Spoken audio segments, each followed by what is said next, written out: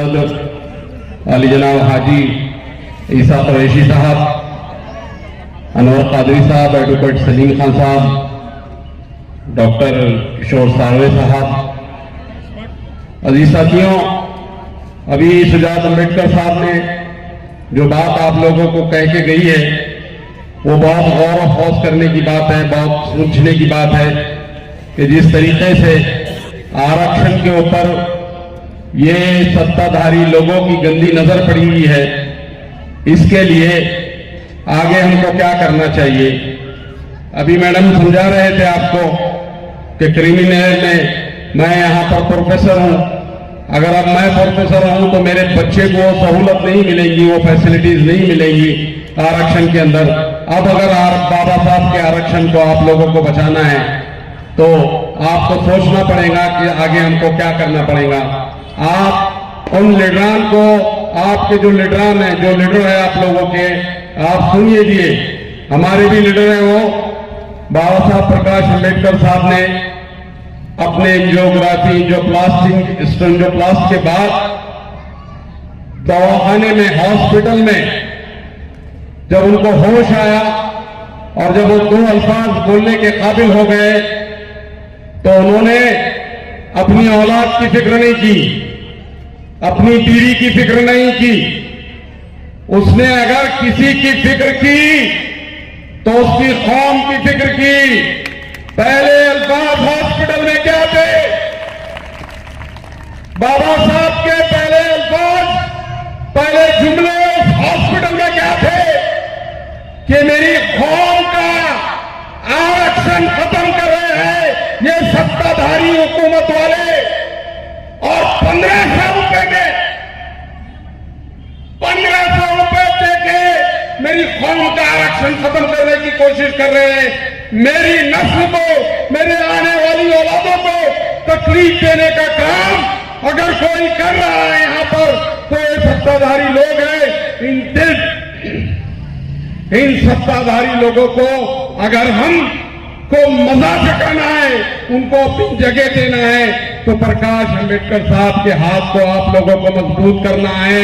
वो शख्स जो अपने दिल के अंदर तार रख रहा है, वो शख्स जो अपने दिल में तार घुसाए हुए है और कहता है कि मेरे कौम के लोगों होशियार हो जाओ, होश में आ जाओ कि तुम्हारा आरक्षण खत्म होने को जा रहा है। अब भी अगर नादानियां करोगे तो पछताओगे। आगे आपको बेचने वाले बहुत मिल जाएंगे। आपको देने वाली कोई पीढ़ी है तो बाबा साहब से लेके प्रकाश अम्बेडकर साहब और अभी सुजात अम्बेडकर साहब, यही पीढ़ी आपकी हिफाजत करेंगी। आने वाला वक्त हिफाजत नहीं करेगा। गंदी नजर हमारे मजहब के ऊपर भी है। अभी हमने पिछले 2 महीने पहले, 1 महीने पहले देखा कि लीनी के ऊपर, हमारे ऊपर जो है अतिक्रमण का इल्जाम लगाया, हमने जमीन अतिक्रमण करी बोल के, और ये सत्ताधारी अधिकारी लोग हमारी वो धार्मिक जगह के ऊपर नजर गड़ाए बैठे हैं। इनको अगर मजा चकाना है तो तुमको वंचित बहुजन अघाड़ी का साथ देना पड़ेगा, वंचित बहुजन अघाड़ी को मजबूत करना पड़ेगा। प्रकाश अम्बेडकर साहब ने इस मतदार संघ में वंचित बहुजन अघाड़ी का टिकट मुझको दिया। मैं आपसे गुजारिश कर रहा हूं कि जो जो पॉलिसी वंचित बहुजन अघाड़ी की है वो असेंबली में कामयाब होंगी। वो दारू के ठिये बंद करना हो, या हमको जो है अभी प्रकाश सुजात अम्बेडकर साहब ने कहा कि घरकुल योजना, रमाबाई घरकुल योजना जो आप तक नहीं पहुंच रही है, खराब अधिकारियों की नीयत खराब, हमारे को तकलीफ देने के लिए ये सारी स्कीमें मैं इंशाअल्लाह अगर ऐसे में आपके सहारे और मेरी कौम मुसलमानों के सहारे जा रहा तो ये सारी चीजें जो प्रकाश अम्बेडकर साहब लड़ रहे हैं, जिसके लिए सारे लोगों को जमा कर रहे हैं, जिसके लिए ओबीसी को जमा कर रहे हैं, एससी एसटी को जमा कर रहे हैं, मुसलमानों को जमा कर रहे हैं। अजीज शरीफ साथियों, ये वक्त अगर हाथ से निकल गया, ये लीडर अगर चले गया तो फिर क्या करेंगे हम लोग? किसके भरोसे रहेंगे? तो लीडर को पहचानो, कि तुम्हारे लीडर कौन है, अच्छे लीडर कौन है, तुमको बेचने वाले लीडर कौन है, इनको समझने की जरूरत है। और अगर ये लोग हम इनको समझ गए तो हम इनको मजा बराबर चखाएंगे। आप लोगों के तमाम मसाइल, पानी का मसला अभी सुजात अम्बेडकर साहब ने कहा 12-15 साल हो गए, 8 दिन आड़ पानी आ रहा है, 2 दिन आड़ पानी आता था शहर में, आज 8 दिन के बाद पानी आ रहा है।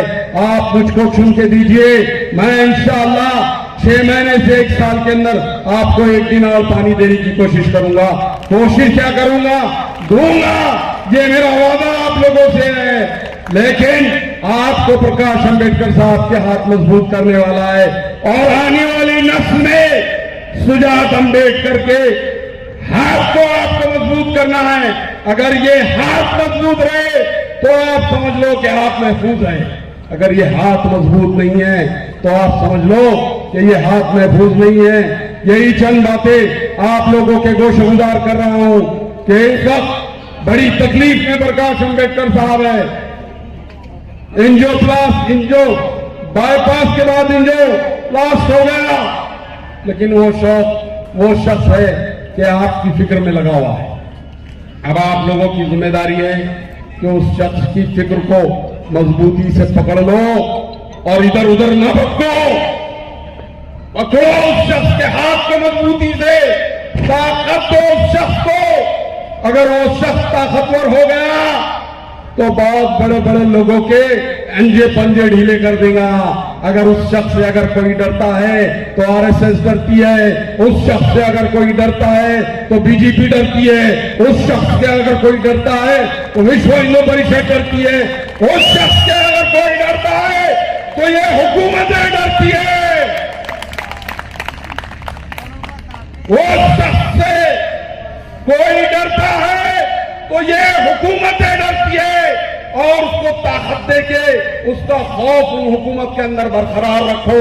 अजीज साथियों, वक्त हाथ से निकल गया तो पछताओगे। बड़ा नाजुक वक्त है, बार बार कह रहा हूं, मुसलमानों के लिए जितना नाजुक वक्त है उतना ही वक्त दलितों के लिए भी नाजुक है। बुरी बुरी नजरें आपके तरफ देख रही है, बुरी बुरी नजरें। आज तक कभी रिजर्वेशन के ऊपर धक्का लगाने का जिक्र नहीं हुआ था, आज रिजर्वेशन को लेके उनकी नीयतें खराब हो रही है। इसको संभालना है हमको, इनको देखना है हमको और आगे बढ़ना है। प्रकाश अंबेडकर साहब के हाथ को मजबूत करो, इंशाअल्लाह आप लोग भी महफूज रहेंगे, हम भी महफूज रहेंगे। हम इसलिए महफूज रहेंगे कि हमारे बच्चों को औरंगजेब रहमतुल्लाह अलैह, टीपू सुल्तान रहमतुल्लाह अलैह के स्टेटस पे गुनाह दाखिल हो रहा था। कोई शख्स अगर आगे बढ़ा, उस शख्स का नाम प्रकाश अंबेडकर। हमारे प्रॉफिट पे नदी के ऊपर गुस्ताखियां की जा रही थी। अगर किसी शख्स ने 2021 में उसके ऊपर कानून बनाने की बात की, उस शख्स का नाम प्रकाश अंबेडकर। हमारी जायदादों पे, हमारी जमीनों के ऊपर बुरी नजर, वक्फ बोर्ड की जगहों पे हुकूमत की बुरी नजर। अब कानून बनाने की बात हो रही है पार्लियामेंट में, कानून बन भी रहा है, बिल पेश भी की गया, कर दिया गया है। उस शख्स के उस बिल के ऊपर, उस कानून के ऊपर अगर कोई आवाज उठा रहा, उस शख्स का नाम प्रकाश अंबेडकर। तो जहां वो आपके लिए लड़ रहे हैं वहां वो हमारे लिए भी लड़ रहे हैं। तो हम वादा करते हैं आपसे कि आने वाले वक्त में हम पूरी मजबूती के साथ प्रकाश अंबेडकर साहब के साथ खड़े रहेंगे। और अगर कोई शरारतें करना चाह रहा है, कोई बदमाशियां करने चाह रहा है, तो वो लोग समझ लो कि अब हम अकेले नहीं हैं। हमारे साथ वंचित बहुजन अघाड़ी की ताकत खड़ी है। और अगर ये समझ रहे हैं वो लोग कि हम क्यों हमारे ऊपर दादागिरी करेंगे, तो वो समझ ले कि उनसे 3 पट दादागिरी करना हमको भी आता है। और अब हम 2 कौम एक है, अब हम 2 कौम एक है। और जब दो की ताकत बड़ी हो जाती है तो बहुत मजबूत ताकत बनती है।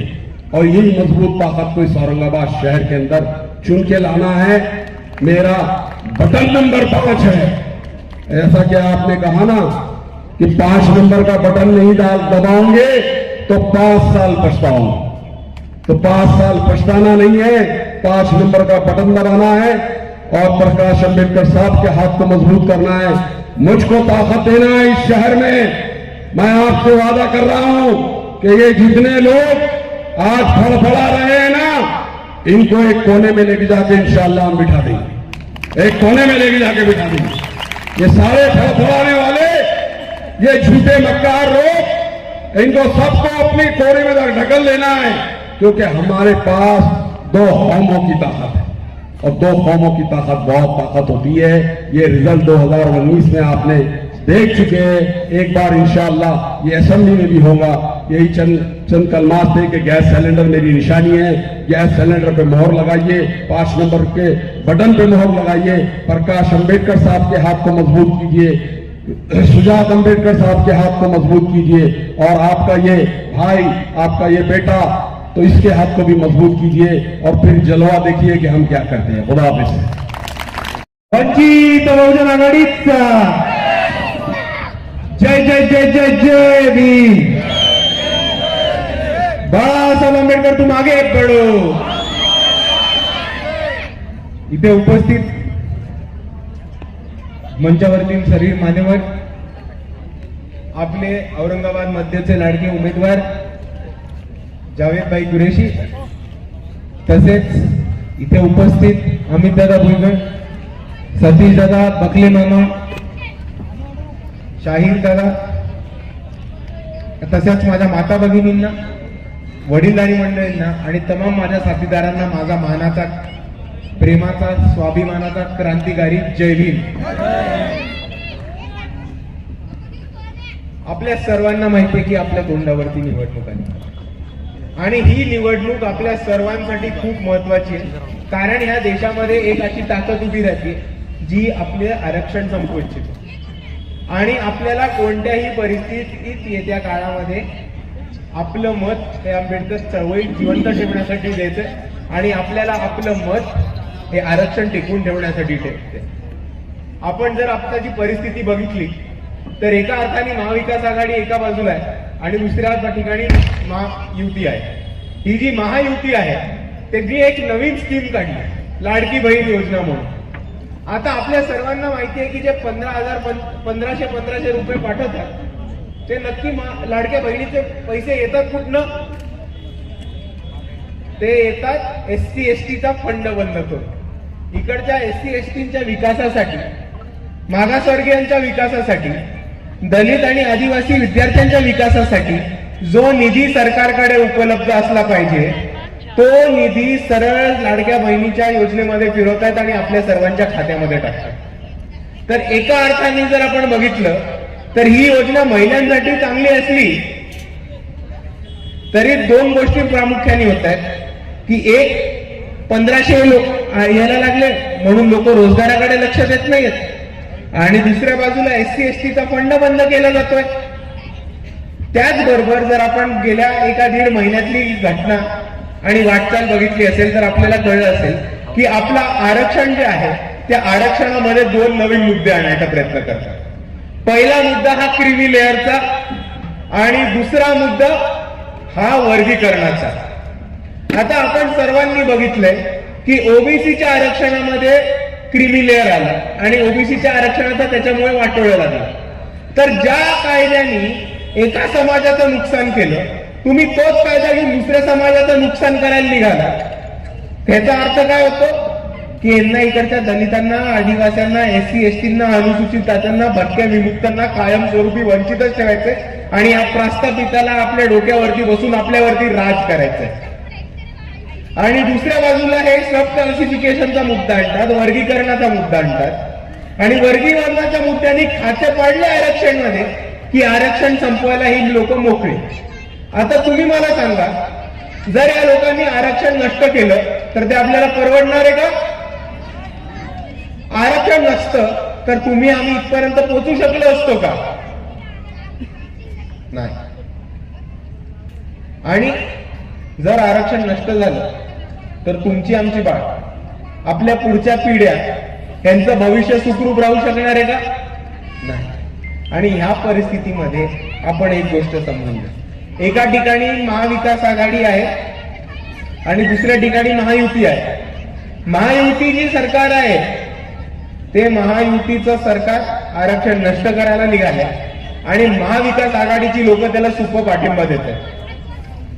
आपण नुसती एक गोष्ट समजून घ्या की आज महाविकास आघाडीचा एक महत्वाचा घटक पक्ष उभाटा सेना आपण मानतो, औरंगाबाद मध्ये पण होती. उभाटा सेना, तुम्हाला गॅरंटी आहे का की निवडणुकीनंतर यांच्या बरोबरच राहील की भाजप बरोबर जाणार?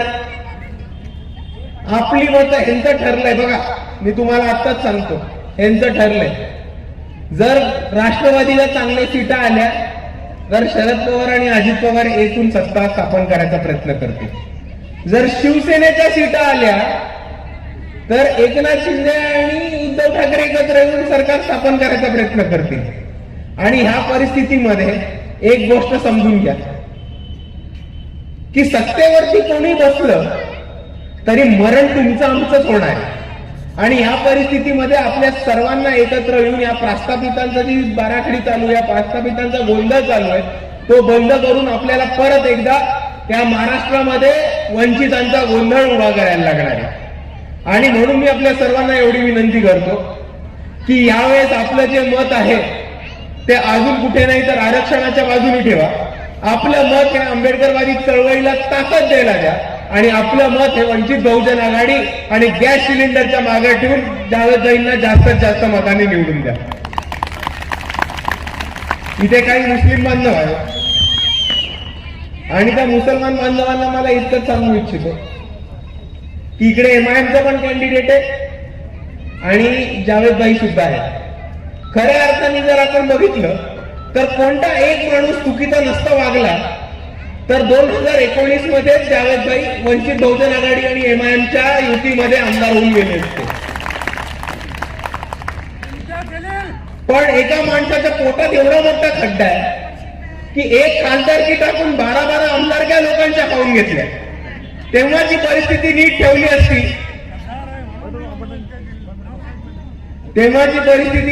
असती, तर महाराष्ट्रामध्ये एमआयएम आणि वंचित बहुजन आघाडीचे 2 खासदार आणि 50 आमदार, 4 जिल्हा परिषदा, 12 महानगरपालिका आणि 100 पेक्षा जास्त नगरसेवक निवडून आले असते.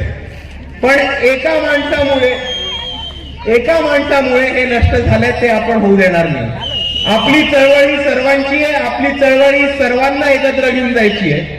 आणि म्हणून मी आपल्या सर्वांना विनंती करतो की एमआयएमला मत देऊन आपलं मत वाया नका घालू. एमआईएम को वोट देके अपना वोट जाया मत करो, क्योंकि एमआईएम के पीछे सिर्फ अपनी कौम है. दूसरी तरफ जावेद भाई है, उनके पीछे कौम है. और जो वोटिंग अमित भाई मुइबर ने लिया था उधर से तो हमारी गिनती चालू होती. आणि जाता जाता मी आपल्या सर्वांना एवढंच सांगतो, जावेद भाईंच्या वतीने सांगतो की वंचित बहुजन आघाडीचे जेव्हा आमदार निवडून येतील तेव्हा सर्वात पहिले औरंगाबाद मध्यमध्ये जे 8 दिवसाआड पाणी येतं ते आपण रोज पाणी द्यायचा पूर्व कार्यक्रम करू. इकडच्या प्रत्येकाला PR चे कार्ड मिळवून द्यायचं काम हे आमदार जावेद कुरेशी नक्कीच करतील. रमाबाई घरकुल योजनेखाली प्रत्येकाला घर उभं राहून द्यायचं काम हे जावेदभाई कुरेशी करतील. इकडे जे अवैध दारूचे धंदे चालू आहेत ते दारूच्या आणि जुगाराच्या धंद्यांना आग लावायचं काम इकडे नक्कीच जावेदभाई करतील. आणि याच पद्धतीने सर्वांना एकत्र घेऊन सर्वांचा विकास, वंचितांचा विकास, मजलुमोकी विकास यांची आवाज म्हणून जावेद कुरेशी पुढे जाऊन सभागृह गाजवतील एवढीच आपल्याला शुभेच्छा देतो. जावेदभाई तू मागे पडो.